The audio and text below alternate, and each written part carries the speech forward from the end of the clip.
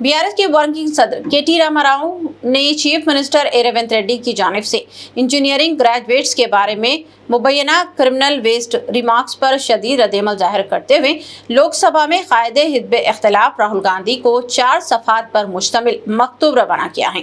KTR ने मुतालिबा किया कि राहुल गांधी वाज़े करें कि आया वो रेवंत रेड्डी के बयान की तायीद करते हैं और अगर नहीं तो कांग्रेस क़यादत तलबा इंजीनियरिंग ग्रेजुएट्स असतिज़ा और वालिदैन से गैर मशरूत माजरत ख्वाही करें।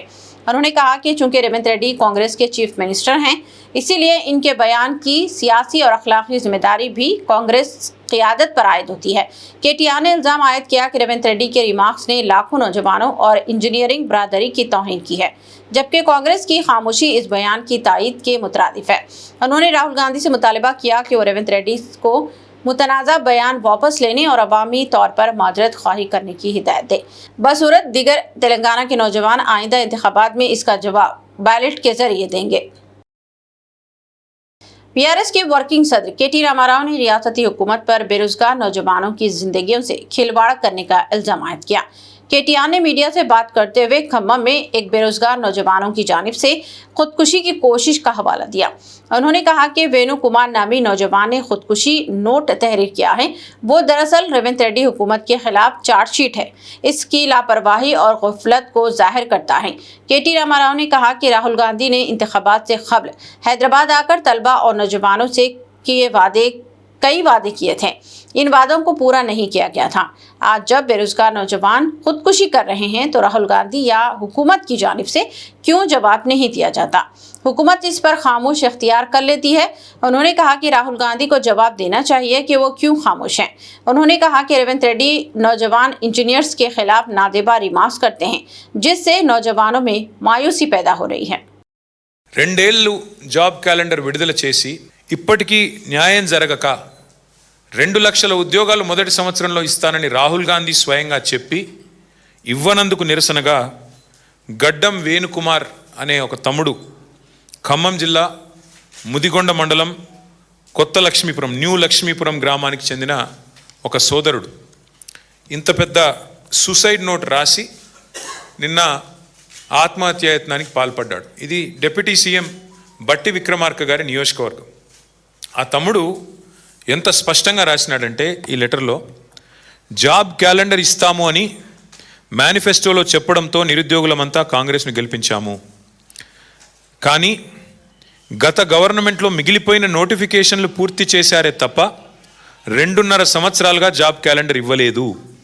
జాబ్ క్యాలెండర్ ద్వారా ప్రతి సంవత్సరం నోటిఫికేషన్ విడుదలైతే నిరుద్యోగులకు ఈ దుస్థితి వచ్చేది కాదు అని చెబుతూ, మా మధిర నియోజకవర్గం పరిస్థితి చెప్తున్నాను, డిప్యూటీ సీఎం గారు జోక్యం చేసుకోవాలి అంటూ మొత్తం వివరంగా దాదాపు 2 పేజీల లెటర్.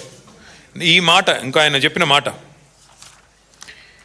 డిప్యూటీ సీఎం బట్టి ఈ సూసైడ్ నోటు డిప్యూటీ సీఎం బట్టి విక్రమార్క గారికి, సీఎం రేవంత్ రెడ్డి గారికి, రాహుల్ గాంధీ గారికి చేరే వరకు షేర్ చేయండి అంటే తన ఆవేదనను వ్యక్తపరుస్తూ ఆ తమ్ముడు మాట్లాడిన మాటలు నిన్న ఆసుపత్రిలో చావు బతుకుల మధ్యన కొట్టుమిట్టాడుతూ ఇప్పుడు స్టేబుల్గా ఉన్నాడని తెలుస్తుంది. సంతోషం. ఏం మాట్లాడాడు కూడా ఒకసారి వినండి మీరు. ఇచ్చిన మేనిఫెస్టో ఏంటో గవర్నమెంట్కి తెలుసు. చివరికి వచ్చేసరికి ఇప్పట్లో గ్రూప్స్ నోటిఫికేషన్ లేవు, మీరు ఎండిన దానికి తాగండి అవసరం అయితే, మాకు సంబంధం లేదు. ఆయన మాట్లాడే ప్రతి మాట కూడా ఎట్లుందంటే వ్యతిరేకమే. కానీ ఎస్ఐ కానిస్టేబుల్ నోటిఫికేషన్లు ఇచ్చారు, ఏ నిరుద్యోగులు అవి సంతృప్తి పరచలేదు. అది కూడా ఈ లెటర్లో రాశారు, సంతృప్తి పరచలేదని. వాళ్ళు వచ్చి ఏం మాట్లాడారు, అన్ని నేను చేసి పెడతా అనేసి వాగ్దానాలు చేసి నమ్మినాం సార్. స్పష్టంగా ఆయన చెప్తున్న మాట, నోటిఫికేషన్లు ఇవ్వక ఏమైంది, ఎందుకు ఇవ్వరు? చివరికి పోలీసు ఉద్యోగాలు 20,000 ఖాళీలు ఉంటే 5,000, 7,000 ఎందుకు ఇస్తున్నారు? ఎందుకు 20,000 ఇవ్వరు? కేసీఆర్ గారు ఒక్కటేసారి 48,000 ఉద్యోగాలు నింపినప్పుడు మీరెందుకు నింపరు అని అడిగితే, ఎండ్రిన్ తాగి చావండి, ఇది రాష్ట్ర ముఖ్యమంత్రి గారు యువతకిచ్చే సందేశం. మరి విన్న తర్వాత ఇలా ఆత్మహత్యల లాంటి పరిస్థితికి పాల్పడక మరి ఏం చేయాలి ఈ రాష్ట్రంలో యువత అని నేను అడుగుతా ఉన్నా ఈ ప్రభుత్వాన్ని. అట్లాగే ఆ తమ్ముడు ఇంకో మాట అన్నాడు, బీఆర్ఎస్ హయాంలో చివరి దశలో ఉన్న 65,000 ఉద్యోగాలు నింపి వాళ్ళు ఆ రోజు నోటిఫికేషన్లు ఇస్తే ఇవాళ మీరు కాగితాలు ఇచ్చి అది మీ ఖాతాలో వేసుకుంటారా అని నిలదీశాడు ఈ ఉత్తరంలో. దయచేసి ఈ ఉత్తరం కూడా మిత్రులందరూ చదవాలని చెప్పి కూడా నా ప్రార్థన, మీడియా మిత్రులందరూ కూడా.